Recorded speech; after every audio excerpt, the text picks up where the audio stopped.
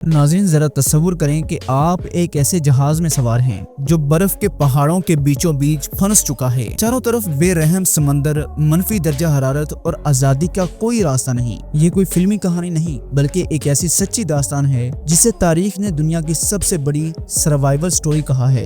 एक जहाज, 28 लोग और 2 साल तक जारी रहने वाला इम्तिहान जिसने इंसान की बर्दाश्त और हौसले की नई मिसाल कायम की। आज हम आपको लेकर चलेंगे एंड्योरेंस के सफर पर, जहाँ सर अर्नेस्ट शेकल्टन और इनके साथियों ने मौत के साए में जिंदगी की जंग लड़ी। तो तैयार हो जाइए क्योंकि ये कहानी आपको हैरान भी करेगी और मुतासर भी, और आप सोचने पर मजबूर हो जाएंगे कि अगर मैं होता तो मेरा सरवाइव करना इंतहाई मुश्किल होता। नाज़रीन सोचे अगर आपको एक ऐसे जहाज में सवार हूँ जो समंदर की बेरहम लहरों में तैर रहा हो और अचानक लाखों टन बर्फ के बीचों बीच फंस जाए, दिन महीनों में और महीने सालों में बदल जाएं, लेकिन आजादी का कोई रास्ता ही ना मिले। ये कोई फिल्मी मंजर नहीं बल्कि एक हकीकी कहानी है। एक जहाज, 28 लोग और इंतहा की सर्दी में ऐसा खौफनाक इम्तिहान जिसे दुनिया ने तारीख का सबसे बड़ा सर्वाइवल स्टोरी कहा है। नाज़रीन अंटार्कटिक ओशन, जहां लहरें इमारतों जितनी ऊंची, हवाएं 100 किलोमीटर फी घंटा की रफ्तार से चलती हैं और पानी का दर्जा हरारत इतना कम कि इंसानी जिस्म का खून जमने लगता है। ऐसे समंदर में सफर करना गोया मौत को गले लगाने के मुतरादिफ है। लेकिन आज से 111 साल पहले, जब ये न टेक्नोलॉजी इतनी एडवांस थी और ना ही जहाज इतने मजबूत, ऐसे ही समंदर में 28 अफराद की एक टीम अपनी शिप में फंस गई। हैरान कुन बात यह है कि उन्होंने वहाँ दिन या हफ्ते नहीं बल्कि पूरे 2 साल गुजारे। न खाने पीने का बंदोबस्त, न बाहर की दुनिया से राब्ता, सिर्फ बेरहम बर्फ और तूफानी हवा थी। ये कहानी है सर अर्नेस्ट शेकल्टन की, एक ऐसे एक्सप्लोरर जिनका ख्वाब था कि इंसान के जिस्म की बर्दाश्त यानी एंड्योरेंस का इम्तिहान लिया जाए। इसीलिए उन्होंने अपनी शिप का नाम भी एंड्योरेंस ही रखा। 1901 में पहली बार अंटार्कटिका पहुंचने की कोशिश कर चुके थे, लेकिन 750 किलोमीटर पहले वापस लौटना पड़ा। 1907 में फिर गए मगर सिर्फ 150 किलोमीटर पहले ही नाकाम हो गए और अब 1914 में उन्होंने अज़म किया कि वो न सिर्फ अंटार्कटिका पहुंचेंगे बल्कि इस बर्रे-आज़म को पैदल पार करेंगे। इस मिशन को नाम दिया गया इंपीरियल ट्रांस अंटार्कटिक एक्सपीडिशन। ये सफर खतरनाक था, कोई भी तैयार न हुआ, लेकिन सर अर्नेस्ट ने अखबार में एक इश्तिहार दिया,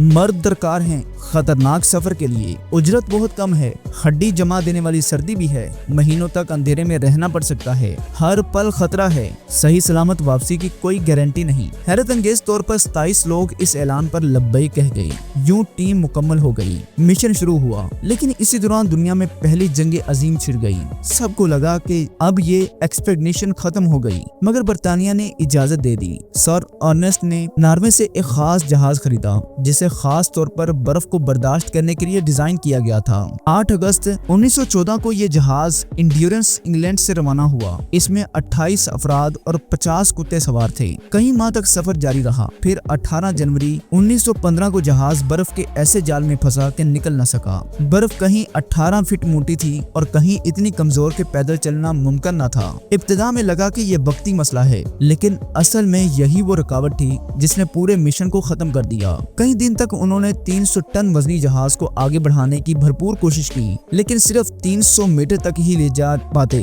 बिल आखिर शेकल्टन ने फैसला किया कि जहाज को बर्फ की कुदरती हरकत पर छोड़ दिया जाए। महीने गुजरते गए, अमला हौसला मंद रहा। वो खेले खेलते, डिस्कशन करते, कटिंग करवाते और खाने पकाते, लेकिन उम्मीद पर टिके रहना मुश्किल होता जा रहा था। फिर जुलाई 1915 में अचानक एक रात जहाज के नीचे से जोरदार आवाज आई और एंड्योरेंस एक तरफ झुक गया। सुबह देखा तो इसका रड्स टूट चुका था। अब वो बिल्कुल बेबस था। अक्टूबर 1915 में बर्बादी की लहर आई। बर्फ के दबाव ने जहाज को 30 डिग्री तक झुका दिया। पानी अंदर भरने लगा। 27 अक्टूबर को शेकल्टन ने हुक्म दिया, शिप छोड़ दो। सामान, जानवर, खाने पीने का जखीरा और लाइफ बोट्स सब कुछ बर्फ पर उतार लिया गया। चंद ही दिनों में एंड्योरेंस बर्फ तले दबकर समंदर में डूब गया था। अब इनके पास सिर्फ खुला आसमान और बर्फ का फर्श था। 550 किलोमीटर दूर पेल्वेट आइसलैंड इनकी उम्मीद थी, लेकिन वहां पहुंचने के लिए 3 लाइफ बोट्स नाकाफी थी। लिहाजा उन्होंने आपस में आखिरकार एंड्योरेंस बर्फ के दबाव में आकर टूट गई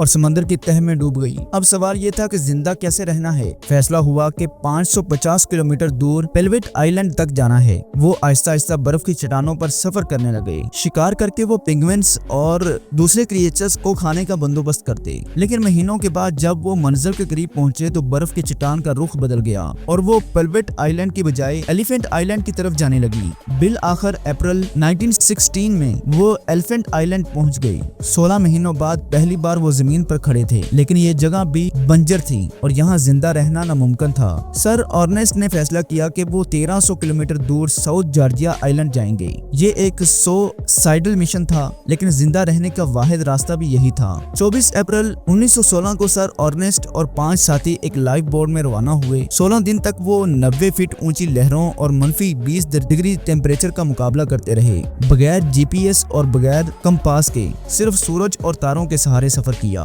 बिल आखिर 10 मई को वो साउथ जॉर्जिया आइलैंड पहुंच गई, लेकिन वो गलत साइड पर थे। 4000 फीट बुलंद पहाड़ अबूर करने के बाद आखिरकार वो वहकिंग स्टेशन पहुंचे। अब इनका मकसद बाकी 22 साथियों को बचाना था जो एलिफेंट आइलैंड पर रह गए थे। कई नाकाम कोशिशों के बाद बिल आखिर 30 अगस्त 1916 को वो वापस एलिफेंट आइलैंड पहुंचे। हैरत अंगेज तौर पर पूरे के पूरे 22 के 22 अफराद जिंदा सलामत मिल गए। यूं 8 अगस्त 1914 को शुरू होने वाला ये सफर 2 साल और 22 दिन बाद मुकम्मल हुआ। मिशन तो नाकाम रहा, लेकिन सर अर्नेस्ट शेकल्टन ने अपने अमल से दुनिया को दिखा दिया कि लीडरशिप और हौसला किस चीज का नाम है।